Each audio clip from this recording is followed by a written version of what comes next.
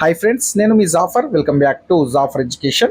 మనము ఈ వీడియోలో 8th క్లాస్ సోషల్లో ముఖ్యమైన అంశాలైనటువంటి ఈ విధంగా మనకు టెక్స్ట్ బుక్లో హైలైట్ చేసినటువంటి అంశాలను వేరే కలర్లో ఇట్లా కలర్లో మనకి ఇవ్వడం జరుగుతుంది. మీకు టెక్స్ట్ బుక్ మీరు అబ్జర్వ్ చేస్తే మీకు ఇలాంటివి కనిపిస్తాయి. ఇలా హైలైట్ చేసినటువంటి అంశాలను, టెక్స్ట్ బుక్లో హైలైట్ ఉన్నటువంటి అంశాలను మనము అన్నిటినీ, అంటే 8th క్లాస్లో ఉన్నటువంటి అన్ని లెసన్లో ఉన్నటువంటి అన్ని హైలైట్ అంశాలని ఒక దగ్గర చేర్చి మీకు ఈ వీడియోని అందించే ప్రయత్నం అయితే చేస్తున్నాను.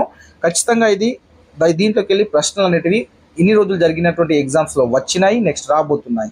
చూడండి, ఇక్కడ మీకు సోషల్ సంబంధించి పేపర్ 2 వాళ్ళకి చూడండి, ఆర్ద్రత గురించి అడిగారు. ఇది మీకు 7th క్లాస్ సోషల్లో ఈ విధంగా మీకు డబ్బా కొట్టి ఉండేది పక్కకు ఉండదు. ఆర్ద్రత, అవపాతము, వాటికి సంబంధించినటువంటి బాష్పీభవనానికి సంబంధించినటువంటి నిర్వచనాలు ఉన్నాయి. దాంట్లోకి వెళ్ళి ఆర్ద్రత మనకు ఇవ్వడం జరిగింది. అదేవిధంగా మీకు ఎన్నికల రద్దు గురించి తమిళనాడులో తంజావూరు, అఫ్నూర్ అనే గ్రామాలు ఉన్నాయి. సో అది 2016 తేదీ కూడా మన 10th క్లాస్లో ఈ విధంగా డబ్బా కొట్టి ఉంటుంది. అక్కడ నుండి సమాచారాన్ని అక్కడ నుండి ప్రశ్న ఇవ్వడం జరిగింది. నెక్స్ట్ మనకు మన వైశాల్యాల పరంగా భారతదేశం కంటే ఎక్కువ వైశాల్యం ఉన్న దేశాలు అడిగారు. అది కూడా ఈ విధమైన డబ్బా కొట్టి ఉంది. నెక్స్ట్ మీకు ఇంకా కొన్ని విషయాలు 6th 7th వెళ్ళి కూడా ఇదే విధమైన డబ్బాలు కొట్టున్నటువంటి మీకు తెలిసిన అంశాలు కానీ హైలైట్ చేసిన అంశాల నుండి అక్కడ నుండి సమాచారం తీసుకొని ప్రశ్నలు అనేటివి ఫ్రేమ్ చేయడం అనేది జరిగింది. మీరు గమనించండి. సో అందుకే అవి నేను చూసిన తర్వాత నాకు అనిపించిన విషయం ఏంటంటే ఇక్కడ నుండి ఖచ్చితంగా ప్రశ్నలు ఇలాంటి దగ్గర నుండి తయారు చేస్తారు అనే ఉద్దేశంతో ఈ యొక్క వీడియోస్ నేను మీకు అందిస్తున్నాను. 6th 7th సోషల్కి సంబంధించినది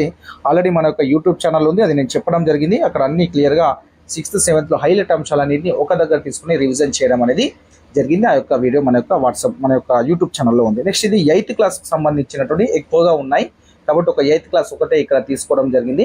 సో ఇది ఒక 40-50 మినిట్స్లో అయిపోతుంది. సో స్కిప్ చేయకుండా మీరు చూసే ప్రయత్నం చేయండి. ఖచ్చితంగా ప్రశ్నలు వస్తాయి. దీని తర్వాత నేను దీని యొక్క పీడిఎఫ్ని నిన్న చెప్పినటువంటి 6th 7th సంబంధించిన పీడిఎఫ్ని ఇవన్నిటి నేను మన యొక్క వాట్సాప్ గ్రూప్లలో షేర్ చేస్తాను. అదేవిధంగా మీకు టెట్ డిఎస్సికి సంబంధించినటువంటి ఫ్రీ పీడిఎఫ్ నోట్స్లు, మెటీరియల్స్ అన్ని మన యొక్క వాట్సాప్ గ్రూప్లో ఫ్రీగా అందించబడతాయి. మీకు కావాలి అనుకుంటే మన వాట్సాప్ గ్రూప్ లింక్ నేను కామెంట్ సెక్షన్లో పిన్ చేసి పెడతాను, అక్కడ నుండి మీరు జాయిన్ అవ్వచ్చు. రైట్, ఇక మనము క్లాస్లోకి వెళ్దాము. రైట్, క్లాస్లోకి వెళ్ళే ముందు మీరైతే మన యొక్క ఛానల్ని తప్పకుండా సబ్స్క్రైబ్ చేసుకొని మన యొక్క వీడియోని చూస్తున్న మిత్రులందరూ లైక్ ఇవ్వండి. లైక్ చేసి మీ యొక్క మిత్రులకు షేర్ చేయండి. తప్పకుండా మీరు లైక్ చేస్తే మాకు సపోర్ట్ ఇచ్చినట్టు అవుతుంది. ఇక రైట్, మనము చూసుకున్నట్లయితే మచిలీపట్నం నుంచి కృష్ణ పత్రికను 1902లో మచిలీపట్నంలో స్థాపించారు. దాని స్థాపకులలో ముట్నూరు కృష్ణారావు గారు ఒకరు. అతను 1902లో ఆ పత్రికల ఉపసంపాదకుడిగా చేరారు. 1907లో దాని సంపాదకుడై 1945లో అతడు చనిపోయే వరకు ఆ పత్రిక కోసం పనిచేశారు మన ముట్నూరు కృష్ణారావు గారు. ఇక్కడ అతను చూసుకున్నట్లయితే భారతదేశ స్వతంత్ర ఉద్యమం యొక్క అన్ని దశల్లో, అంటే వందే మాతర ఉద్యమం కావచ్చు, హోమ్ రూల్ ఉద్యమము, సహాయ నిరాకరణ ఉద్యమము, శాసన ఉల్లంఘన ఉద్యమము, క్విట్ ఇండియా ఉద్యమం వంటి వాటిని ఈ యొక్క కృష్ణ పత్రికలో ప్రచారం చేయడం అనేది జరిగింది. పట్టణాల్లో విద్యావంతులే కాకుండా పల్లెటూర్లలో సామాన్య జనాన్ని కూడా కృష్ణ పత్రిక ప్రభావితం చేసింది. పత్రిక దాని సంపాదకుడు బ్రిటిష్ పాలకుల ఆగ్రహానికి కూడా పలుమార్లు గురి కావడం అనేది జరిగింది. ఇతనే మన ముట్నూరు కృష్ణారావు గారు. ఇక నెక్స్ట్ చూసుకున్నట్లయితే బెంగాల్ విభజన రోజున ఏం జరిగింది చూసుకున్నట్లయితే బెంగాల్ విభజించబడినటువంటి 1905 అక్టోబర్ 16ను విషాద దినంగా పాటించారు. సో ఆ రోజు బెంగాల్లో ఎవరు వంట చేయలేదు, దుకాణాలు అన్ని మూసేశారు, కలకత్తాలో హర్తాల్ ప్రకటించారు.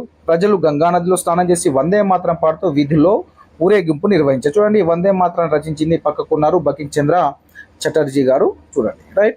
ఇక నెక్స్ట్ చూసుకున్నట్లయితే బెంగాల్ 2 భాగాల ఐక్యతకు చిహ్నంగా ప్రజలు ఒకరికొకరు రాఖీ కట్టుకున్నారు. ఆ రోజు సాయంత్రం 75,000 మంది ప్రజలు హాజరైన 2 బహిరంగ సభలలో ఆనంద్ మోహన్ బోస్, అదేవిధంగా సురేంద్రనాథ్ బెనర్జీ అనే వాళ్ళు ఉపన్యాసించడం అనేది జరిగింది. పేర్లు గుర్తుపెట్టుకోండి. ఒకరేమో ఆనంద మోహన్ బోస్, ఇంకొకరేమో సురేంద్రనాథ్ బెనర్జీ. వీళ్ళిద్దరూ లెక్చర్ ఇవ్వడం అనేది జరిగింది. రైట్, ఇక నెక్స్ట్ చూసుకున్నట్లయితే మతతత్వ సంస్థలు అందరి ప్రయోజనాల గురించి కాక ఒకే ప్రత్యేక మతస్థుల ప్రయోజనాలను మతతత్వము ప్రోత్సహిస్తుంది. రైట్, ఆ మతస్థుల ప్రయోజనాన్ని దృష్టిలో పెట్టుకుని రాజ్యాన్ని, ప్రభుత్వాన్ని నడపాలనేది అది నమ్మడం జరుగుతుంది మతతత్వం.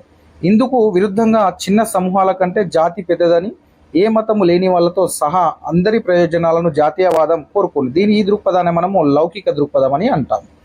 మత సంబంధ వ్యవహారాలలో ప్రభుత్వం జోక్యం చేసుకోకూడదు, అలాగే ప్రభుత్వంలో మతాలు జోక్యం చేసుకోకూడదని ఇది భావిస్తుంది లౌకికవాదం.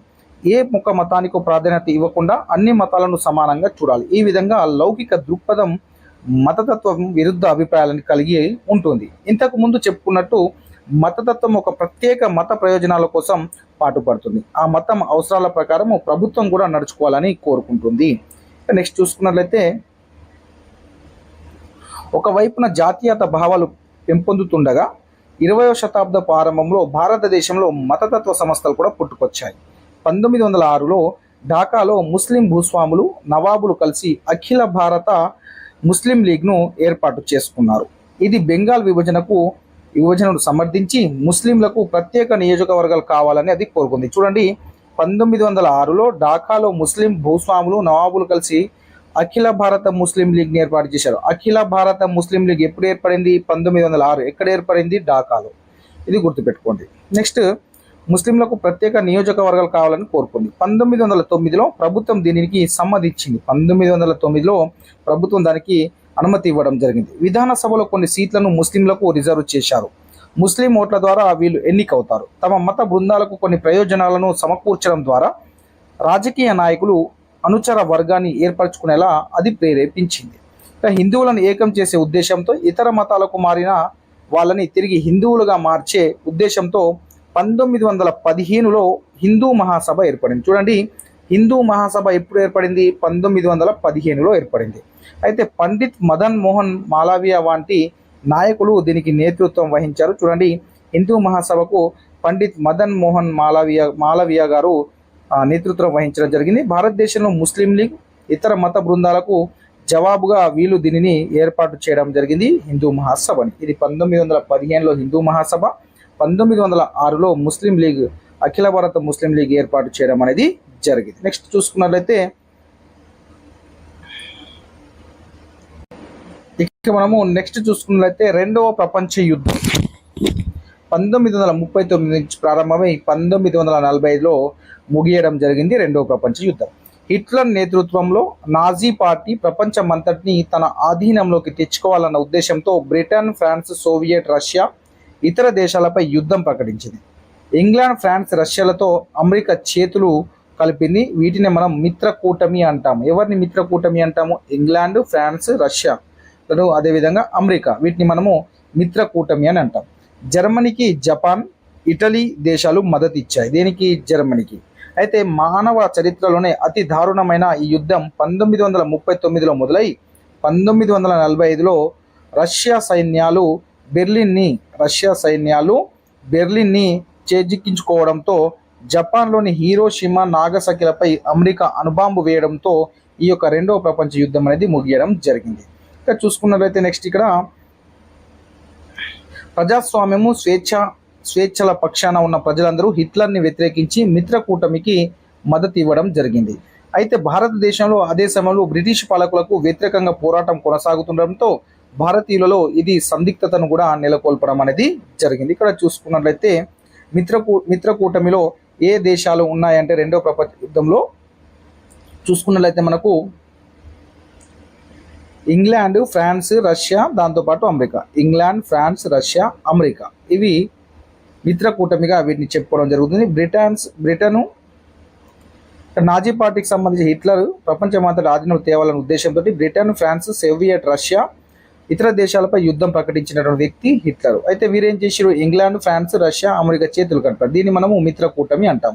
అయితే అప్పుడు జర్మనీకి జపాన్, ఇటలీ అనేది సపోర్ట్ చేయడం ద్వారా అమెరికా వాళ్ళు జపాన్లోని నాగసాకి, హీరోషిమాలపై బాంబులు వేయడం జరిగింది. దాని ద్వారా యుద్ధం అనేది అక్కడికి ముగియడం అనేది జరిగింది. సో గుర్తుపెట్టుకునే ప్రయత్నం అయితే చేయండి. మిత్ర కూటమి ఎవరే దేశాలు ఉన్నాయి? England, France, Russia, America. మన జర్మనీకి ఇటలీ అండ్ జపాన్ వాళ్ళు సపోర్ట్ చేయడం జరిగింది. నెక్స్ట్ చూసుకున్నట్లయితే సుభాష్ చంద్రబోస్, INA. సుభాష్ చంద్రబోస్ స్వరాజ్య ఉద్యమకారుడు, విప్లవవాదుడు, అదేవిధంగా విప్లవవాద జాతీయవాది. అతడు రాస్ బిహారీ బోస్ సహకారంతో బర్మా, అండమాన్లలో భారతీయ జాతీయ సైన్యాన్ని అంటే INAను ఏర్పాటు చేశారు. భారత జాతీయ సైన్యాన్ని ఏర్పాటు చేయనటువంటి వ్యక్తి సుభాష్ చంద్రబోస్. అయితే ఐఎన్ఏలో 60,000కు పైగా సైనికులు ఉండేవారు. ఈ భారత జాతీయ సైన్యంలో ఎంతమంది ఉండేవారు? 60,000కు పైగా సైనికులు ఉండేవారు. ఈ పోరాటంలో జపాన్ అతడికి సహాయం చేసింది. సుభాష్ చంద్రబోస్కి జపాన్ సహాయం చేయడం జరిగింది. ఇక 1943 అక్టోబర్ 21న సింగపూర్లో స్వతంత్ర భారత్ అంటే ఆజాద్ హింద్ తాత్కాలిక ప్రభుత్వాన్ని మన సుభాష్ చంద్రబోస్ ఏర్పాటు చేయడం జరిగింది. 1944 మార్చి 18న ఢిల్లీకి పదండి అనే నినాదంతో ఐఎన్ఏ బర్మా సరిహద్దులు దాటి భారతదేశంలో ప్రవేశించింది. ఇక 1944 మార్చిలోనే కొహిమాలో భారత జెండాను ఎగురవేసినటువంటి వ్యక్తి సుభాష్ చంద్రబోస్. అయితే యుద్ధాల పరిస్థితులు మారి 1944-45 శీతాకాలంలో బ్రిటన్ ప్రతిఘటనకు దిగడంతో రెండవ ప్రపంచ యుద్ధంలో అంతిమంగా జపాన్ ఓడిపోవడంతో ఐఎన్ఏ ఉద్యమం కూడా కుప్పకూలిపోయింది. ఎందుకంటే జపాన్ జర్మనీకి సపోర్ట్ చేసింది హిట్లర్కి. సో అక్కడ వాళ్ళ మిత్రకూటమి చేతిలో ఓడిపోవడం ద్వారా ఇక్కడ సుభాష్ చంద్రబోస్ యొక్క ఐఎన్ఏ ఉద్యమం కూడా కుప్పకూలిపోవడం అనేది జరిగింది. ఇక బ్యాంకాక్ నుంచి టోక్యోకి 1945 ఆగస్టు 23న విమాన ప్రయాణం చేస్తుండగా జరిగిన ప్రమాదంలో మన యొక్క సుభాష్ చంద్రబోస్ చనిపోయాడని చెప్తా ఉంటారు. సో ఇక్కడ చాలా ఇంపార్టెంట్ టాపిక్, మీరు వీటిని గుర్తుపెట్టుకునే ప్రయత్నం చేయండి. చూడండి, 100% ప్రశ్నలు వస్తున్నాయి, అస్సలు నెగ్లెక్ట్ చేయకండి, మీరే లాస్ అవుతారు. వినండి, ఒకసారి చదవండి, ఖచ్చితంగా మీరు క్వశ్చన్ అనేది చేయగలుగుతారు. ఇక నెక్స్ట్ చూసుకున్నట్లయితే విప్లవవాద సంస్థల యుగం విషయాన్ని చూడండి. ఇక్కడ మనకు ఈ యొక్క ఐఎన్ఏ ఉద్యమంలో ఇక్కడ ఒక దళం కనిపిస్తుంది, ఝాన్సీ దళం కూడా దీంట్లో భాగంగానే ఉంది. మన ఐఎన్ఏలో భాగంగా ఝాన్సీ దళం కూడా పనిచేయడం జరిగింది. సో గుర్తుపెట్టుకోండి. ఇంకా నెక్స్ట్ చూసుకున్నట్లయితే మనము 1940ల తర్వాత కమ్యూనిస్టు పార్టీ, కార్మిక సంఘాలు, అదేవిధంగా మహిళా సంఘాలు, కిసాన్ సభ, దళిత సంఘాలు వంటి విప్లవవాద సంఘాల కార్యకలాపాలు అనేటివి ఊపందుకోవడం అనేది జరిగింది. ఇవి పేదలు, సన్నకారు రైతులు, కార్మికులు, గిరిజనులు, దళితులను సమీకరించి బ్రిటిష్ పాలన పైన కాకుండా వడ్డీ వ్యాపారస్తులు, కర్మాగార యాజమాన్యులు, ఉన్నత కులాల గురించి, భూస్వాములు వంటి స్థానిక దోపిడీదారులకు వ్యతిరేకంగా సంఘటితం అనేది చేయడం అనేది జరిగింది. అయితే నూతన స్వతంత్ర భారతదేశంలో ఈ అణగారిన వర్గాల ప్రయోజనాలకు సరైన చోటు కల్పించాలని, తరతరాల వాళ్ళ కష్టాలు అంతం కావాలని, సమాన హక్కులు, అవకాశాలు కల్పించాలని ఈ సంస్థలు కోరుకున్నాయి. అప్పటి వరకు ధనిక వర్గాలు అధికంగా ఉన్న స్వతంత్ర ఉద్యమం వీళ్ళ చేరికతో కొత్త కోణాన్ని, శక్తిని సంతరించుకుంది. బ్రిటిష్ పాలకులు అంతిమంగా దేశం వదిలి వెళ్ళటానికి ఇది కూడా సహకరించడం అయితే జరిగింది మన యొక్క సంస్థల ద్వారా. ఇక నెక్స్ట్ చూసుకున్నట్లయితే పేదలు, ప్రత్యేకించి తూర్పు భారతదేశంలోని సంఘాలు బహిష్కృతులు కార్మికుల ఉద్యమంలో చురుకుగా పాల్గొన్నవారు. 1940లో జరిగిన ఉద్యమాలలో మలబారు కౌలు రైతులు 1940లో జరిగినటువంటి ఉద్యమాలలో మలబార్ కౌలు రైతులు, అదేవిధంగా తెభాగా, ఈ కూడా ప్రశ్నలు అడగచ్చా ఇక్కడ నుండి మనకు, తెభాగా కౌలు రైతులు, తెలంగాణలోని వెట్టి కులాలు, పరాధీన సాగుదారులు క్రియాశీలకంగా వ్యవహరించారు. సో గుర్తుపెట్టుకోండి, 1940లో జరిగిన ఉద్యమాల్లో మలబార్ కౌలు రైతులు, అదేవిధంగా తెభాగా కౌలు రైతులు, తెలంగాణలోని వెట్టి కులాలు, పరాధీన సాగుదారులు క్రియాశీలకంగా వ్యవహరించారు. రెండవ ప్రపంచ యుద్ధం తర్వాత ఆహార కొరత వల్ల భూమిని కోరుతూ చారిత్రాత్మక పోరాటాలు చేపట్టారు. స్వతంత్రం కోసం సంప్రదింపులలో కూడా కాంగ్రెస్ తల మునకలై ఉండడంతో ఈ ఉద్యమాలను ముందుకు తీసుకెళ్లే స్థితిలో అది లేదు. అఖిల భారత కిసాన్ సభ వంటి రైతాంగ సంస్థలలో, అఖిల భారత ప్రజానాట్య మండలి, అఖిల భారత విద్యా సంఘం వంటి మేధావి విద్యార్థి సంస్థల్లో చురుకుగా ఉన్న కమ్యూనిస్టులు ఈ ఉద్యమాలను లోపల నుంచి నడిపించడం అనేది జరిగింది. ఇక మనము నెక్స్ట్ చూసుకున్నట్లయితే కుల వివక్షతతో కూడుకున్న గ్రామీణ నేపథ్యంలో కొండ లక్ష్మణ బాపూజీ నాయకుడిగా ఎదిగాడు. నిజామాబాద్ జిల్లా ఆర్మూరు తాలూకాలలో వెట్టిని చూసిన అతడు శ్రమ సంపద దోపిడీకి కులం వృత్తి ఎలా ఉపయోగపడుతుందో అతడు చూశాడు. నిజాం పరిపాలనను అంతమొందించడానికి సాయుధ చర్యలను సైతం బాపూజీ కోరుకున్నాడు. నిజాంని భౌతికంగా నిర్మూలించడానికి బాంబులు వేయటంలో అతడు ప్రజలకు శిక్షణ ఇచ్చాడు కొండా లక్ష్మణ బాపూజీ. అతడు లాయరు విష్ణూరు రామచంద్రారెడ్డిపై అనేక కేసులలో అతడు ప్రజల తరపున కొండ లక్ష్మణ బాబూజీ వాదించడం జరిగింది. ప్రజల హక్కుల కోసం ప్రజాస్వామ్య తరహాలో పనిచేస్తున్నంత మేరకు అతడు కమ్యూనిస్టులతో సన్నిహితంగా కలిసి పనిచేశాడు. ప్రజాస్వామిక సహచర్యంలో భిన్న రాజకీయ ధోరణులను కలపటంలో అతడి జీవితం ఒక సందేశం లాంటిదిగా అయితే అందరికీ ఆదర్శంగా ఉండడం అనేది జరిగింది. నెక్స్ట్ చూసుకున్నట్లయితే నిజాం వ్యతిరేక ఉద్యమంలో పాల్గొన్న ముఖ్యమైన నాయకులలో రావి నారాయణ రెడ్డి గారు ఒకరు. అతడు 1936లో రాజ్యాంగ సంస్కరణలను ప్రతిపాదించాడు. ఆంధ్ర మహాసభ వామపక్ష రాజకీయాల వైపు మొగ్గటంతో అతడు కీలక పాత్ర పోషించడం అనేది జరిగింది. ఇక్కడ చూసుకున్నట్లయితే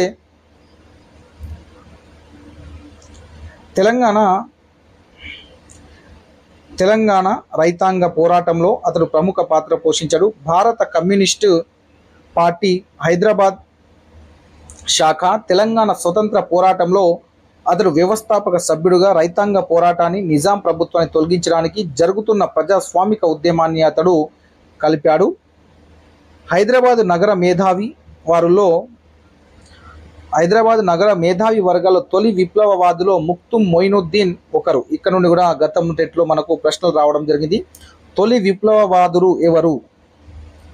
తొలి విప్లవవాదుల్లో మనకు ముక్తుం మొయినుద్దీన్ ఒకరు. ఉస్మానియా విశ్వవిద్యాలయం అధ్యాపకులు. విద్యార్థులతో ఏర్పడిన కామ్రేడ్స్ అసోసియేషన్లో అతడు సభ్యుడు. సిపిఐకి అతడు హైదరాబాద్లో కార్యదర్శి అయ్యాడు. గ్రామ పోరాటాలను హైదరాబాద్ నగరి పాలికలలోనూ ప్రాగా టూల్స్లో జరుగుతున్న కార్మిక సంఘాలతో సమన్వయం చేసినటువంటి వ్యక్తి ముక్తుం మొయినుద్దీన్. తొలి విప్లవవాదుల్లో ముఖ్యమైనటువంటి ఒకరు ముక్తుం మొయినుద్దీన్ గారు. అదేవిధంగా రావి నారాయణ రెడ్డి గారు కూడా 1936లో రాజ్యాంగ సంస్కరణలు ప్రతిపాదించినటువంటి వ్యక్తి ఎవరు అంటే రావి నారాయణ రెడ్డి. గుర్తుపెట్టుకునే ప్రయత్నం అయితే చేయండి. ఇక నెక్స్ట్ చూసుకున్నట్లయితే దేవులపల్లి వెంకటేశ్వరరావు ఒక ప్రముఖ కమ్యూనిస్టు నాయకుడు. అతడు ప్రస్తుత సూర్యాపేట జిల్లా చందుపట్ల గ్రామంలో 1917లో జన్మించారు. ఆయనకు భారత జాతీయవాదంతో పరిచయం కావడంతో అతడు సంస్కరణ ఉద్యమాలలో చేరాడు. తెలంగాణలో ప్రజా ఉద్యమ నిర్మాణం కోసం అజ్ఞాతంలోకి వెళ్ళిన తొలి వ్యక్తులలో ఆయన ఒకడు. చూడండి, తెలంగాణలో ప్రజా ఉద్యమ నిర్మాణం కోసం అజ్ఞాతంలోకి వెళ్ళిన తొలి వ్యక్తులలో ఒకడు ఎవరు అంటే ఇక్కడ మనకు దేవులపల్లి వెంకటేశ్వరరావు యొక్క పేరుని మనము ఎంచుకోవాల్సి ఉంటుంది, మనకు ఆప్షన్లో అది ఉంటే. నెక్స్ట్ ఆంధ్ర మహాసభ సభ్యులను చేర్చుకోవటము ద్వారా అతడు గ్రామీణ ప్రాంతాల్లో కమ్యూనిస్ట్ పార్టీని స్థాపించాడు. వెట్టి మీద, ప్రజలపైన, దొరల అత్యాచారాల మీద అనేక పుస్తకాలు రాశాడు. ఆంధ్ర మహాసభలో మిలిటెంట్ పంతా చేపట్టి సాయుధ పోరాటానికి దోహదం చేశాడు. నెక్స్ట్ ఫ్యూడల్ అణిచివేతకు వ్యతిరేకంగా తెలంగాణ ప్రజల ఉద్యమం అందరూ భావిస్తున్నట్లు 1946లో కాక ఇంకా చాలా ముందు మొదలైందని అతడు బలంగా వాదించేవాడు. తెలంగాణ ఉద్యమము 1946లోనే కాక ఇంకా చాలా ముందు మొదలైందని అతడు బలంగా వాదించినటువంటి వ్యక్తి ఎవరు అంటే మనకు దేవులపల్లి వెంకటేశ్వరరావు గారు. నెక్స్ట్ చూసుకున్నట్లయితే షేక్ బందగి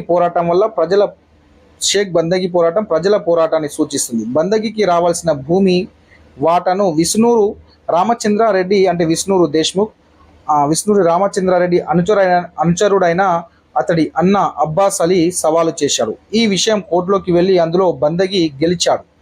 అతడి అన్న అబ్బాస్ అలీకి విష్ణూరు దేశ్ముఖ్ మద్దతిచ్చాడు కాబట్టి ఇది అతడు ఓటమిగా భావించాడు. అతడు ఏదో ఒకటి చేయాలనుకున్నాడు. విష్ణూరు దేశ్ముఖ్ గుండాలు బందగిని చంపించేశారు. సో దీంతో చుట్టుపక్కల గ్రామస్తులు ఆగ్రహానికి లోనయ్యారు. అతడికి స్తూపం కట్టడంలో ప్రజలు పాలు పంచుకున్నారు. ఇక్కడ చూసుకున్నట్లయితే అతనికి స్తూపం కట్టారు షేక్ బందగికి. సో ప్రజలందరూ పాలు పంచుకోవడం జరిగింది. ఈ విధంగా ప్రజల పోరాటాన్ని బందగి ఒక ప్రేరణగా నిలిచాడు. గ్రామాలలో ప్రజా ఉద్యమం బలపడడం సాగింది షేక్ బందగి కే నుండి. ఇక నెక్స్ట్ చూసుకున్నట్లయితే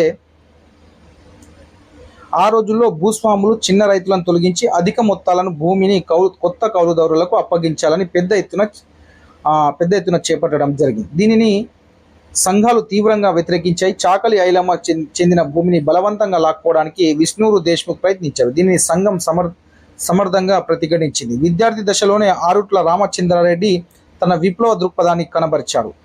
ఉస్మానియా విశ్వవిద్యాలయంలో చదువుకుంటున్న రోజుల్లో అతడు ఆంధ్ర మహాసభ, రాష్ట్ర కాంగ్రెస్, ఆర్య సమాజ్ల రాజకీయ కార్యక్రమాల్లో పాల్గొన్నాడు. నిజాం ప్రభుత్వము బలవంతంగా పన్నులు వసూలు చేస్తున్నప్పుడు, దొరలు పంటలకు జప్తు చేస్తున్నప్పుడు అతడు గట్టి ప్రయత్నాలు ప్రతిఘటించాడు. అతడు రైస్ మిల్లుల మీద దాడులు నిర్వహించి భువనగిరి అదేవిధంగా ముంద్రాయి జనగామలో ఆహార ధాన్యాలు దోచి వాటిని అవసరమైన వాళ్లకు పంచిపెట్టాడు. కడివెండి పాలకుర్తిలలో సంఘాలను ఏర్పాటు చేయడంలో అతడు రామచంద్రారెడ్డి కీలక పాత్ర పోషించడం అయితే జరిగింది. నెక్స్ట్ 1930లో జరిగిన ఉప్పు సత్యాగ్రహంలో పాల్గొన్న మొదటి తరం జాతీయ నాయకులలో మనకు బద్దం ఎల్లారెడ్డి ఒకరు. చూడండి, 1930లో ఉప్పు సత్యాగ్రహంలో పాల్గొన్న మొదటి తరం జాతీయ నాయకులు ఎవరు అంటాడు. మొదటి తరం జాతీయ నాయకులలో కింది వారిలో ఎవరు అని అంటే మనకు బద్దం ఎల్లారెడ్డి అనే ఆప్షన్ ఉంటే మీరు ఖచ్చితంగా దానికి సరైన సమాధానంగా ఎంచుకోవాల్సి ఉంటుంది. ఇతను హైదరాబాద్లో హరిజనోద్ధరణ కార్యక్రమాన్ని చేపట్టాడు. తర్వాత ప్రముఖ కమ్యూనిస్టు నాయకుడిగా కూడా మారి తెలంగాణ సాయుధ పోరాటంలో కూడా పాల్గొన్నాడు.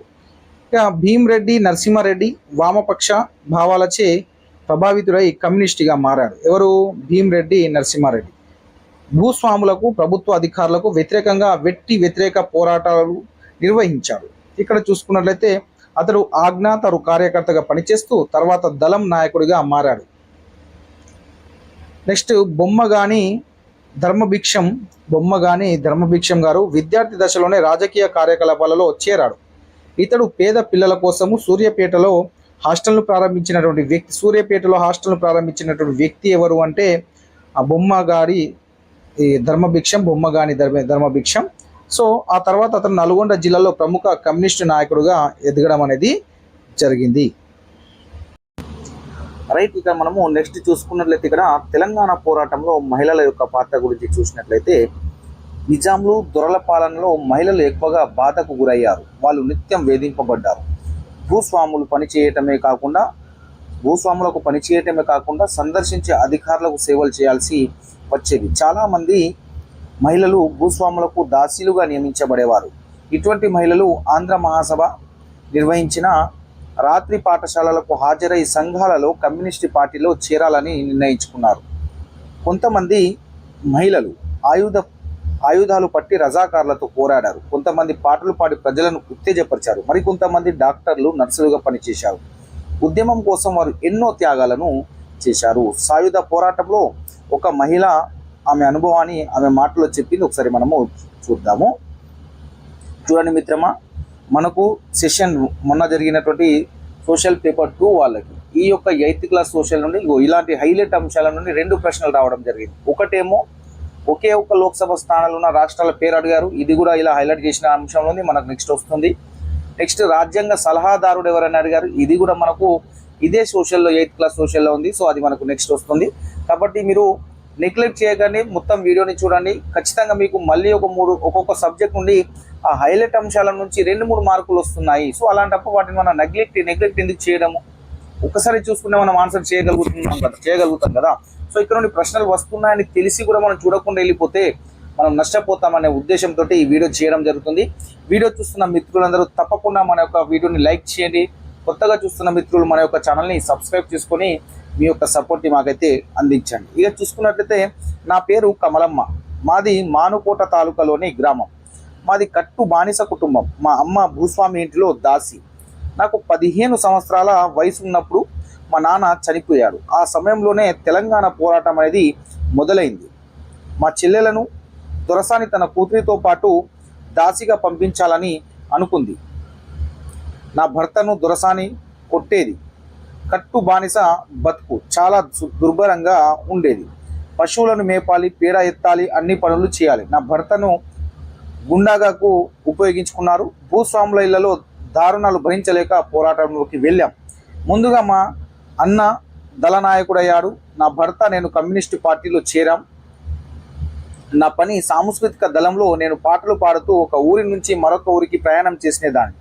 అడవిలో పనిచేస్తూ పోయ మహిళలకు సాయం చేశాం. వైద్య కేంద్రంలో ఉంటూ నేను ప్రాథమిక చికిత్స, ఇంజెక్షన్లు వేయటం నేర్చుకున్నాను. ఆ సమయంలో అడవిలో ఉండగా నా మొదటి కొడుకు పుట్టాడు. అప్పుడు కామ్రేడ్లు పిల్లవాడు ఏడిస్తే మనమంతా పట్టుబడతాం కాబట్టి పిల్లవాడిని ఎవరికైనా ఇచ్చివేసి లేదా ఎక్కడికైనా వదిలివేసి రమ్మని చెప్పారు. అయితే పిల్లవాడిని తీసుకోవడానికి ఎవరు సిద్ధపడలేదు. 2 రోజుల పాటు నడిచి అతన్ని ఒక గని కార్మికుడి వద్ద విడిచి వచ్చాను. ఆ తర్వాత నా శరీరం, మనసు నా ఆధీనంలో లేవు. కంటి నుంచి కన్నీళ్లు కూడా వరదలై పారాయి. సో ఇది కమల యొక్క బాధ ఆమె మాటల్లో చెప్పడం అనేది జరిగింది. మహిళా గెరిల్లా దళం. సో ఈ విధంగా మహిళలు కూడా తెలంగాణలో పోరాటంలో వాళ్ళు ఉద్యమం చేసినటువంటి వ్యక్తులు. ఒక ఆమె పేరు కమలమ్మ, గుర్తుపెట్టుకునే ప్రయత్నం చేయండి. నెక్స్ట్, రాజ్యాంగ తొలి ప్రతులు. స్వతంత్రం రాకముందే 1928లో మోతీలాల్ నెహ్రూ మోతీలాల్ నెహ్రూ భారత జాతీయ కాంగ్రెస్కు చెందిన మరో 8 మంది కలిసి భారతదేశం రాజ్యాంగాన్ని రాశారు. ఎప్పుడు? స్వతంత్రం రాకముందు. ఎప్పుడు? 1928లో. ఇక్కడ నుండి ప్రశ్నలు వస్తాయి. మోతీలాల్ నెహ్రూ భారత జాతీయ కాంగ్రెస్కు చెందిన మరో 8 మంది కలిసి భారత రాజ్యాంగాన్ని రాశారు. 1931లో కరాచీ సమావేశంలో భారత రాజ్యాంగం ఎలా ఉండాలో భారత జాతీయ కాంగ్రెస్ ఒక తీర్మానం చేసింది. ఈ 2 పత్రాలు కూడా సార్వజనీన వయోజన ఓటు హక్కు, స్వేచ్ఛ, సమానత్వ హక్కు అన్న వాటికి కట్టుబడి ఉన్నాయి. ఈ 2 పత్రాలు కూడా దేనికి కట్టుబడి ఉన్నాయి? సార్వజనీన ఓటు హక్కుకు, స్వేచ్ఛ, సమానత్వ హక్కుకు కట్టుబడి ఉన్నాయి. సో ఈ ఇయర్స్ గుర్తుపెట్టుకొని, స్వతంత్రం రాకముందు 1928లో మోతీలాల్ నెహ్రూతో పాటు కాంగ్రెస్కు చెందినటువంటి 8 మంది కలిసి భారత రాజ్యాంగాన్ని రాశారు. 1931లో కరాచీ సమావేశంలో భారత రాజ్యాంగం ఎలా ఉండాలో భారత జాతీయ కాంగ్రెస్ ఒక తీర్మానం కూడా చేసింది. ఈ 2 పత్రాలలో ఏమున్నాయి అంటే సార్వజనీన వయోజన ఓటు హక్కు, స్వేచ్ఛ, సమానత్వ హక్కుకు కట్టుబడి ఉన్నాయి. నెక్స్ట్ చూసుకున్నట్లయితే, భారతదేశాన్ని అన్ని రకాల దాస్యం నుంచి, పోషణ నుంచి విముక్తి చేసే రాజ్యాంగం కోసం నేను కృషి చేస్తాను. అత్యంత పేదలు ఇది తమ దేశమని, దాని నిర్మాణంలో తమకు పాత్ర ఉందని భావించే భారతదేశం కోసం, ఉన్నత వర్గ, నిమ్న వర్గ ప్రజలు లేని భారతదేశం కోసం, అన్ని మతాల వాళ్ళు, జాతుల వాళ్ళు సామరస్యతతో ఉండే భారతదేశం కోసం నేను కృషి చేస్తాను. ఇటువంటి భారతదేశంలో అంటరానితనము అనే శాపం, మత్తు పానీయాలు, మత్తు మందులు అనే శాపం ఉండవు. మహిళలకు పురుషులతో సమానంగా హక్కులు ఉంటాయి. ఇంతకంటే తక్కువ దానితో నేను సంతృప్తి పడను అని మహాత్మా గాంధీ చెప్పడం జరిగింది. ఈ యొక్క వాక్యాలు చూడండి.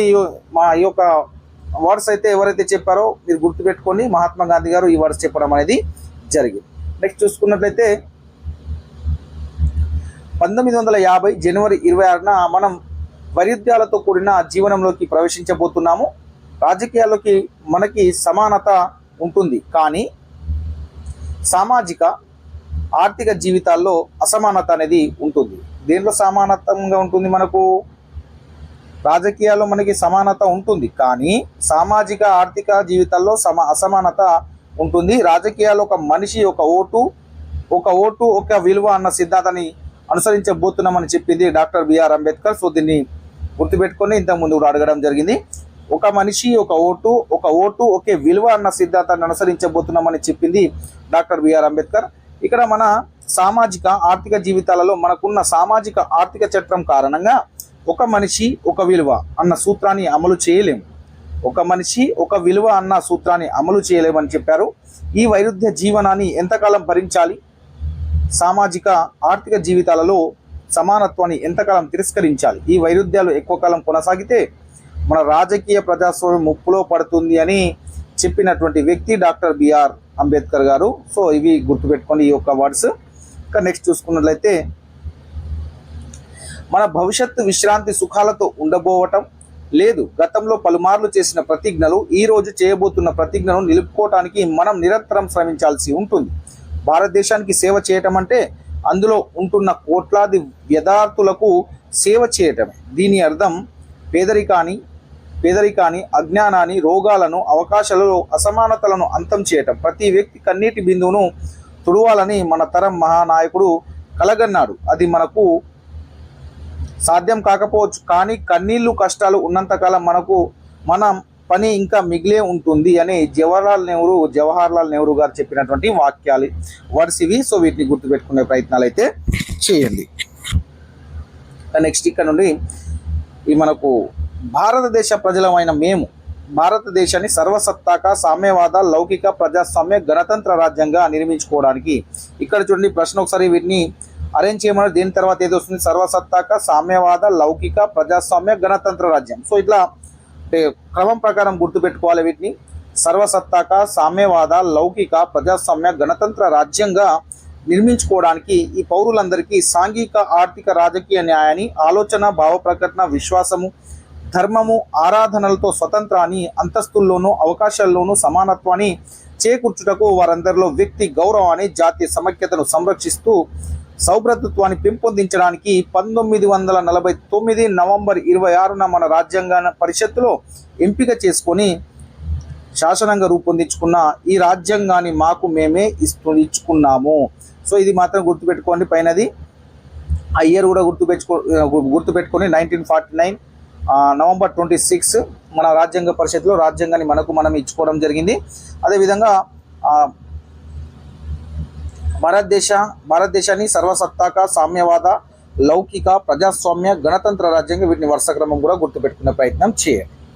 నెక్స్ట్ చూసుకున్నట్లయితే అమెరికా రాజ్యాంగ పీఠిక చూసినట్లయితే మనము అమెరికా రాజ్యాంగ పీఠిక అమెరికా దేశ ప్రజలమైన మేము మరింత మెరుగైన సంయుక్త దేశంగా ఏర్పాటు చేయటానికి న్యాయస్థాపనకు దేశంలో శాంతి వెల్లి విరిసేలా చేయటానికి ఉమ్మడి రక్షణకు ప్రజల సంక్షేమానికి చేపట్టడానికి మేము రాబోయే తరాలు స్వేచ్ఛను అనుభవించడానికి ఈ అమెరికా రాజ్యాంగాన్ని ఏర్పాటు చేస్తున్నాము అని వారి యొక్క అమెరికా రాజ్యాంగ పీఠిక చెప్తుంది. ఇది మన దేశ యొక్క రాజ్యాంగ పీఠిక, ఇదేమో అమెరికా దేశ రాజ్యాంగ పీఠిక, ఇదేమో దక్షిణాఫ్రికా రాజ్యాంగ పీఠిక. ఒకసారి మనము చూద్దాం. దక్షిణాఫ్రికా ప్రజలమైన మేము గతంలోనూ అన్యాయాలను గుర్తిస్తున్నాము. దేశంలో స్వతంత్రం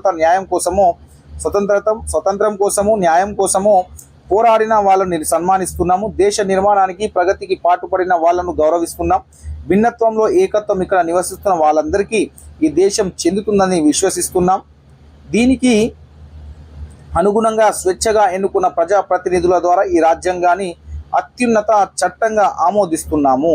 దీని ద్వారా గత కాలపు విభజనలను రూపుమాపి ప్రజాస్వామిక విలువలు అదేవిధంగా సామాజిక న్యాయము ప్రాథమిక మానవ హక్కుల ఆధారంగా సమాజాన్ని ఏర్పాటు చేస్తాం. దీని ద్వారా ప్రజాస్వామిక బహిరంగ సమాజానికి పునాదులు వేస్తున్నాం. దీంట్లో ప్రజల అభిష్టం మేరకు ప్రభుత్వం ఏర్పడుతుంది. రక్షణ ప్రతి వ్యక్తికి సమానంగా లభిస్తుంది. పౌరులందరికీ జీవన ప్రమాణాలు మెరుగుపరుస్తుంది. ప్రతి వ్యక్తి శక్తి సామర్థ్యాలు పూర్తిగా వికసించేలా చేస్తుంది. దేశాల కుటుంబంలో సర్వసత్తాక దేశంగా తనదైన చోటు పొందేలా దక్షిణాఫ్రికాను సంఘటిత ప్రజాస్వామిక దేశంగా నిలబెడుతుంది. దేవుడు ప్రజలను రక్షించుగాక, దేవుడు దక్షిణాఫ్రికాను ఆశీర్వదించుగాక అనేది ఉంటుంది. సో ఇది మీరు గుర్తుపెట్టుకునే ప్రయత్నం చేయండి, ఈ యొక్క దక్షిణాఫ్రికా రాజ్యాంగ పీఠిక. నెక్స్ట్ చూసుకో, ఇక్కడ నుండి మనకు ఉన్న సెషన్లో మనకు ప్రశ్న రావడం జరిగింది. మనకు కేంద్రపాలిత ప్రాంతాలు అదేవిధంగా రాష్ట్రాలు ఇచ్చారు. అక్కడ వారి యొక్క లోక్సభ స్థానాలు ఏ రాష్ట్రంలో ఎన్ని ఉన్నాయని ఇవ్వడం జరిగింది. ఇక్కడ మనకు ఒకే ఒక లోక్సభ స్థానం ఉన్న రాష్ట్రాలకు సంబంధించినటువంటి ఆన్సర్ క్వశ్చన్ మనని అడగడం అనేది జరిగింది. ఒకసారి చూసుకున్నట్లయితే క్లియర్గా ఆంధ్రప్రదేశ్లో మొత్తము 25 లోక్సభ స్థానాలు ఉన్నాయి. అరుణాచల్ ప్రదేశ్లో 2 లోక్సభ స్థానాలు ఉన్నాయి. అస్సాంలో 14 లోక్సభ స్థానాలు ఉన్నాయి. బీహార్లో 40 లోక్సభ స్థానాలు ఉన్నాయి. ఛత్తీస్గఢ్లో 11 లోక్సభ స్థానాలు ఉన్నాయి. గోవాలో 2 లోక్సభ స్థానాలు ఉన్నాయి. గుజరాత్లో 26 లోక్సభ స్థానాలు ఉన్నాయి. హర్యానాలో 10 ఉన్నాయి.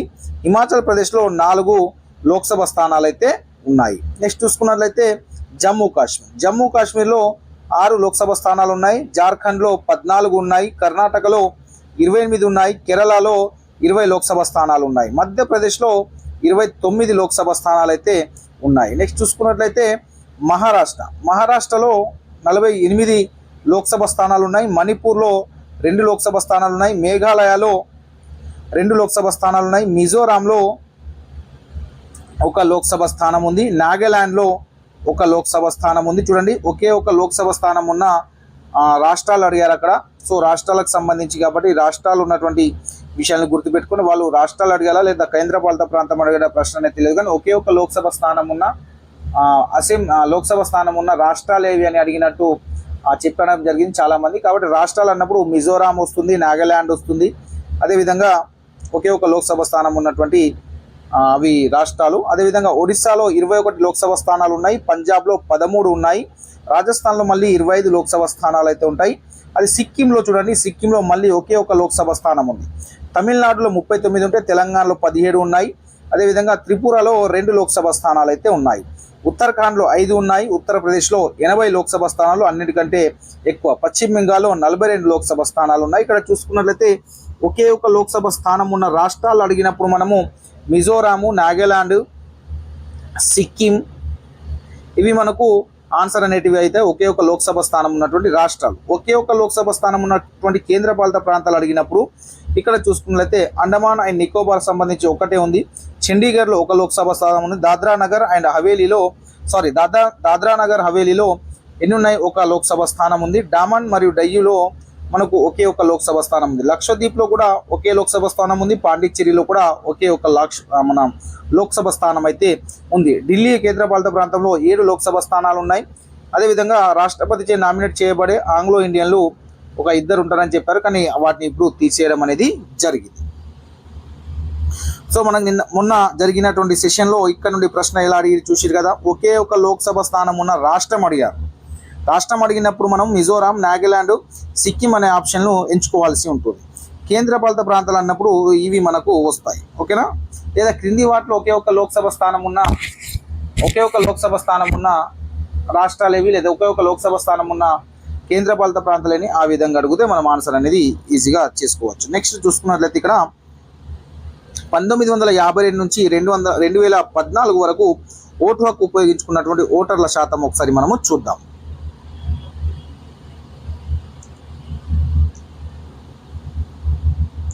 లోక్సభకు జరిగినటువంటి ఎన్నికలు ఫస్ట్ మనకు 1952లో సాధారణ ఎన్నికలు జరిగాయి.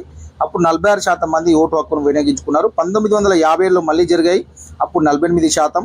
1962లో 55%. 1967లో 61% మంది అయితే ఓటు హక్కును వినియోగించుకున్నారు. 1971లో మళ్ళీ 55% ఓటు హక్కును వినియోగించుకోవడం అనేది జరిగింది. ఇక నెక్స్ట్ చూసుకున్నట్లయితే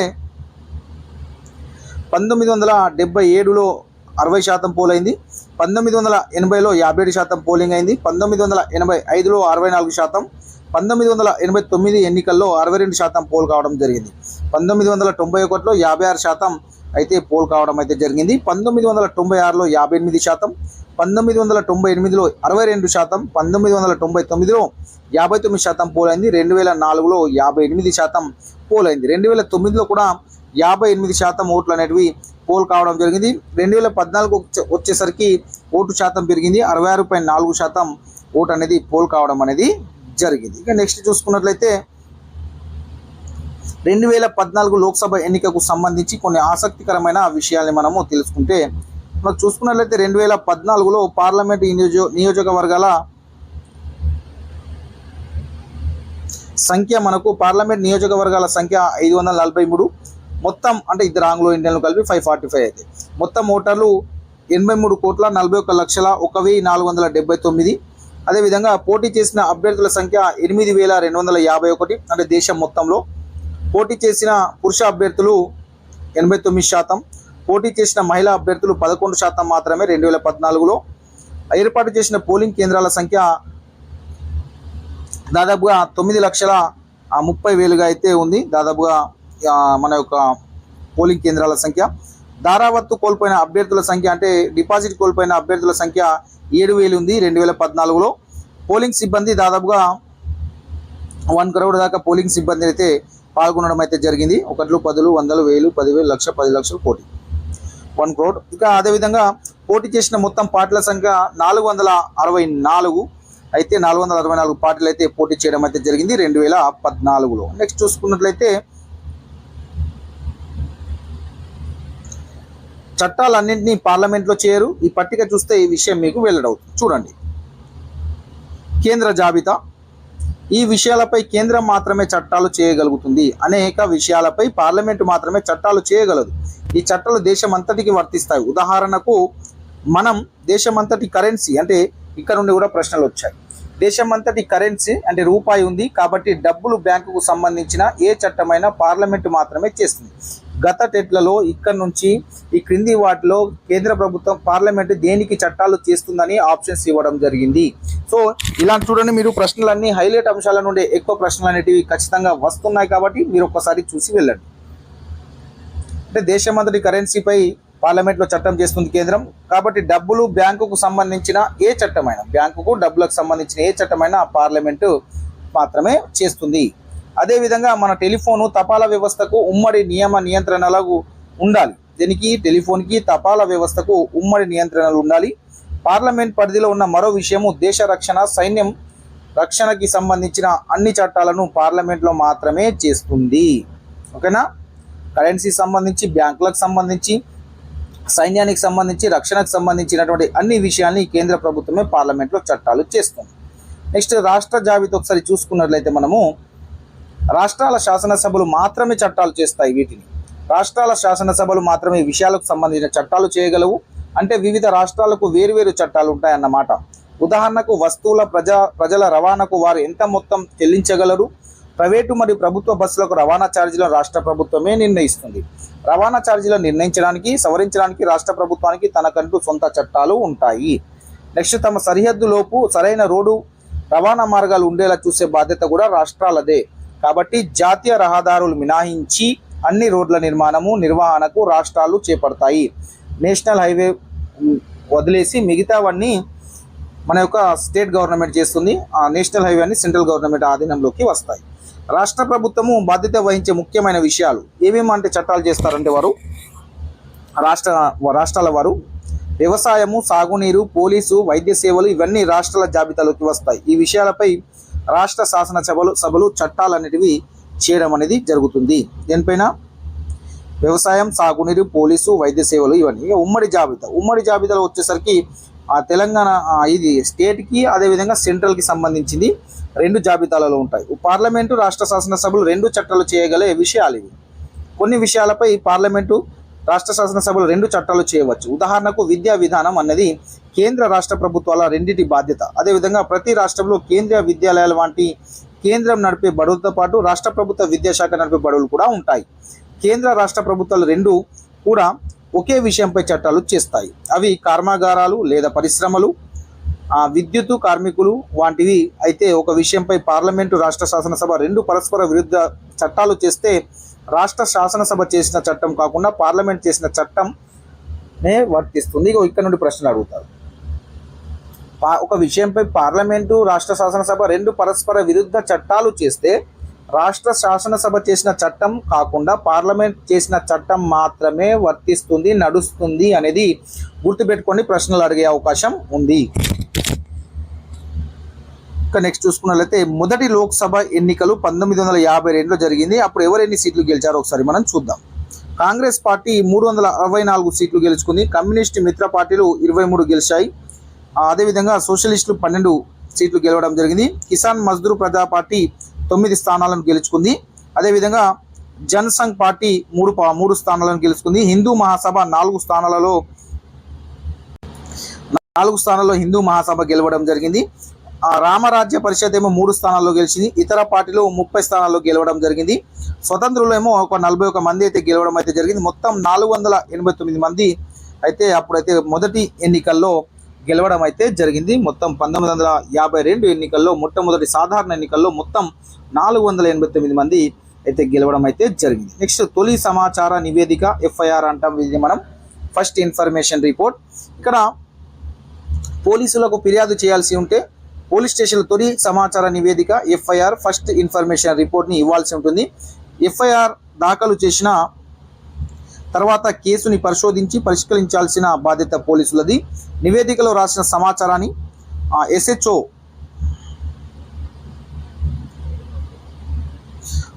అంటే మన యొక్క సబ్ ఇన్స్పెక్టర్, మన పోలీస్ స్టేషన్కి ఏమైనా SI ఉంటారు కదా, అతన్ని SHO అంటాం. SHO పైకి చదివి వినిపించాలి దాంట్లో అన్ని విషయాలు సరిగా ఉంటే ఫిర్యాదుదారుని దాని మీద సంతకం చేయాలి.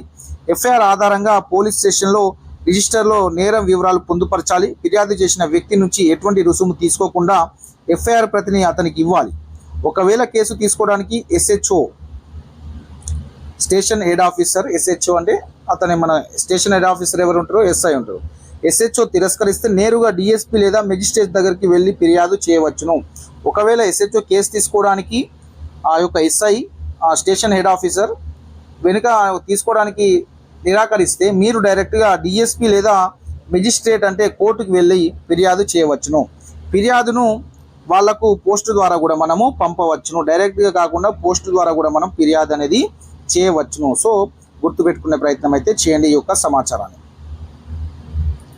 నెక్స్ట్ మనకు ఇక్కడ నుండి కూడా గత టెట్లో ప్రశ్న అనేది రావడం జరిగింది. కొద్దిగా ఇక్కడ నుండి ప్రశ్న ఎలా అడిగారంటే అప్లికేషన్ మెథడ్లో ఈ ప్రశ్న అడగడం జరిగింది. దీనికి సంబంధించి నేర చట్టం పౌర చట్టానికి సంబంధించి అసలు చూసుకున్నట్లయితే నేర చట్టం ఏది, పౌర చట్టం ఏది అనేది ఇది నేరంగా పరిగణించే చర్యలకు సంబంధించినది. ఉదాహరణకు దొంగతనం, వరకట్నం తీసుకోవడం, హత్య చేయడం అనేది నేర చట్టం కిందికి వస్తుంది.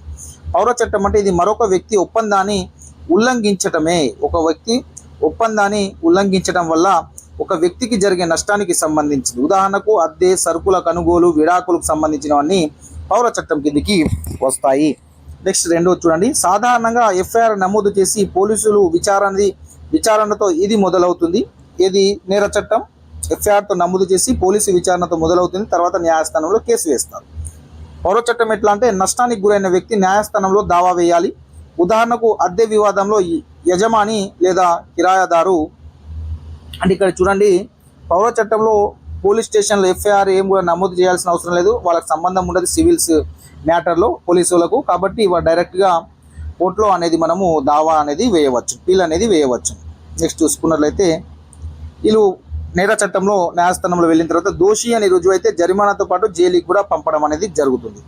ఇక పౌర చట్టం చూసుకున్నట్లయితే ఇక్కడ నష్టానికి గురైన వ్యక్తికి కోర్టు ఉపశమనం కలిగిస్తూ ఉదాహరణకు అద్దె ఇంటి నుంచి కిరాయిదారుని ఖాళీ చేయించవచ్చు లేదా కిరాయిదారు నుంచి అద్దె బకాయిలు వసూలు చేయించవచ్చు. సో ఈ విధమైనటువంటి కోర్టులలో మన సివిల్ కేసెస్లో పోలీసులకు సంబంధం ఉండదు. క్రిమినల్కి సంబంధించినటువంటి కేసులో పోలీసులు ఎఫ్ఐఆర్ నమోదు చేయడం అనేది జరుగుతుంది. ఈ భూమి గొడవలు వాటికి సంబంధించి భూమి గొడవలు అంటే కొట్టుకుంటే వాళ్ళు క్రిమినల్ కేసు అవుతుంది. అలా కొట్టుకోకుండా మాటలు అనుకోవడం కానీ చిన్న చిన్నగా ఉంటే ఆ యొక్క ఆస్తి పంపకాల విషయంలో పోలీసులకు సంబంధం ఉండదు. రైట్. నిందితుని హక్కుగా బెయిలు నిందితుని హక్కు. నేర తీవ్రతను బట్టి సాక్షులను బెదిరించడానికి ఉన్న అవకాశాన్ని బట్టి దాన్ని మంజూరు చేస్తారు. అదే సమయంలో నిందితుని విడుదల చేస్తే సమాజానికి, సాక్షులకు, ఫిర్యాదుదారునికి ఏమైనా హాని జరుగుతుందేమో అని న్యాయస్థానం పరిశీలిస్తుంది. బెయిల్ ఇవ్వగలిగిన నేరాల్లో SHO అంటే స్టేషన్ హెడ్ ఆఫీసర్ మాత్రమే బెయిల్ మంజూరు చేస్తారు. ఇక్కడ చూడండి బెయిల్ ఇవ్వగలిగిన నేరాలలో కొన్ని నేరాలు ఉంటాయి కదా బెయిల్ ఇచ్చేటివి. ఆ నేరాల్లో SHO మాత్రమే అంటే స్టేషన్ హెడ్ ఆఫీసర్ మాత్రమే బెయిల్ మంజూరు చేస్తారు. ఇది గుర్తుపెట్టుకోండి. బెయిల్ లేని నేరాలలో బెయిల్ ఉన్న దాంట్లో ఏమో SHO ఇస్తారు స్టేషన్ హెడ్ ఆఫీసర్. బెయిల్ లేని నేరాలలో నిందితుడు సంబంధిత న్యాయస్థానంలో బెయిల్ కోసం దరఖాస్తు చేసుకోవాలి. ఈ మధ్య కాలంలో చాలా మనము కేసెస్ సుప్రీంకోర్టు నుండి బెయిల్ తీసుకురావడం అనేది చూసాం. అదేవిధంగా బెయిల్ అంటే నాన్ బెయిలబుల్ అయితే సుప్రీంకోర్టుకి ఏదైనా ఒక కోర్టుకి వెళ్ళి బెయిల్ తెచ్చుకోవాలి. ఒకవేళ బెయిలబుల్ అయితే స్టేషన్ హెడ్ ఆఫీసరే బెయిల్ అనేది ఇస్తారు. నెక్స్ట్ ప్రభుత్వ న్యాయవాది పాత్ర. క్రిమినల్ నేరాన్ని ప్రజల పట్ల జరిగిన అపరాధంగా నమోదు చేస్తారు. అంటే ఈ నేరం అన్నది బాధితుల పట్లే కాకుండా సమాజం పట్ల కూడా జరిగిందని భావిస్తారు. ప్రభుత్వ న్యాయవాది పాత్ర ఎట్లా ఉందంటే మన గవర్నమెంట్ లాయర్ ఉంటారు ఒకరు, మనకి న్యాయస్థానంలో ప్రభుత్వ న్యాయవాది అంటే పబ్లిక్ ప్రాసిక్యూటర్ ఉంటారు. ఆ ప్రభుత్వ ప్రయోజనాలకు ప్రతినిధిగా ఉంటాడు. పోలీసులు విచారణ చేసి న్యాయస్థానంలో నేరారోపణ పత్రం దాఖలు చేసిన తర్వాత ప్రభుత్వ న్యాయవాది పాత్ర అనేది మొదలవుతుంది. విచారణలో ప్రభుత్వ న్యాయవాది పాత్ర ఏమీ ఉండదు. అతడు లేదా ఆమె ప్రభుత్వం తరపున వాదనలు చేపట్టాలి. న్యాయస్థానం అధికారిగా అతడు లేదా ఆమె నిష్పక్షపాతంగా వ్యవహరిస్తూ సాక్షులను, రుజువులను లేదా ఆధారాలను న్యాయస్థానం ముందు ఉంచి కేసుపై నిర్ణయం తీసుకోవడానికి సహకరించాలి. మన పబ్లిక్ ప్రాసిక్యూటర్ అతన్నే ప్రభుత్వ న్యాయాధికారి అని మనం అనడం జరుగుతుంది. ప్రభుత్వ న్యాయవాది నెక్స్ట్ న్యాయమూర్తి పాత్ర ఏందో ఒకసారి మనము చూద్దాం. న్యాయమూర్తి ఆటలో ఎంపైర్ వంటి వాడు. అతడు విచారణను నిష్పక్షపాతంగా బహిరంగంగా నిర్వహిస్తాడు. సాక్షులు అందరూ చెప్పేది, వాది ప్రతివాది అందించే రుజువులను న్యాయమూర్తి పరిశీలిస్తారు. తన ముందు ఉంచిన సాక్ష్యాల ఆధారంగా నేరం ఆరోపించబడిన వ్యక్తి చట్టం ప్రకారం దోషో కాదో న్యాయమూర్తి నిర్ణయిస్తారు. నిందితుడు దోషి అని నిరూపించబడితే శిక్ష విధిస్తూ తీర్పు వెలువరిస్తారు. చట్టం ఏం చెబుతుందో అన్నదాన్ని బట్టి అతడు జైలు శిక్ష వేయవచ్చు లేదా జరిమానా విధించవు లేదా రెండూ కూడా విధించవచ్చును. నెక్స్ట్ ఇక్కడ నుండి కూడా మనకు ప్రశ్నలు రావడం జరిగింది. ఇక్కడ చూడండి స్థాయి 1లో మనకు సుప్రీంకోర్టు ఉండు స్టేజ్ 1లో, స్టేజ్ 2 అంటే స్థాయి 2లో మనకు హైకోర్టు ఉంటుంది, స్థాయి 3లో మనకు కింది స్థాయి కోర్టులు ఉంటాయి. ఒకసారి కింది స్థాయి కోర్టులను మనము పరిశీలించినట్లయితే మనకు సెషన్ కోర్టు అంటే జిల్లా స్థాయిలో క్రిమినల్ కేసులు ఉంటాయి కదా, ఇది సెషన్ కోర్టు పరిష్కరిస్తుంది. జిల్లా కోర్టులో మనకు సివిల్ సంబంధించిన కేసెస్ ఉంటాయి, జిల్లా స్థాయిలో ఆ కోర్టు అనేది జిల్లా కోర్టు ఉంటుంది వేరేగా. ఇక్కడ చూసుకున్నట్లయితే మనకు సెషన్ కోర్టులో క్రిమినల్ కేసులకు సంబంధించి సెషన్ కోర్టు ఒకసారి చూసుకున్నట్లయితే ఇక్కడ దీంట్లోనే మనకు స్పెషల్ కోర్టు ఉంటుంది. ఈ జిల్లా స్థాయిలో సెషన్ కోర్టులో మనకు స్పెషల్ కోర్టు, బాలల కోర్టు కూడా ఉంటుంది. సో ఇక్కడ నుండి మీకు సెషన్ కోర్టులో వచ్చినాక డివిజనల్ స్థాయిలో మనకు అసిస్టెంట్ సెషన్ జడ్జి ఉంటారు. ఈ సెషన్ కోర్టులో మనకు జిల్లా స్థాయిలో ఎవరు ఉంటారు? అసిస్టెంట్ సెషన్ జడ్జి లేదా జ్యుడిషియల్ మెజిస్ట్రేట్ ఉంటారు. డివిజన్ స్థాయిలో క్రిమినల్ కేసులు అతను తీర్పు ఇవ్వడం అనేది జరుగుతుంది క్రిమినల్ కేసుకి సంబంధించి. ఇక సివిల్ కేసెస్ సంబంధించినటువంటి డివిజన్ స్థాయిలో ఈ యొక్క కోర్టులో మనకు జూనియర్ సివిల్ జడ్జి ఉంటారు. డివిజన్ స్థాయిలో అతను సివిల్ సంబంధించిన కేసెస్ అనేటివి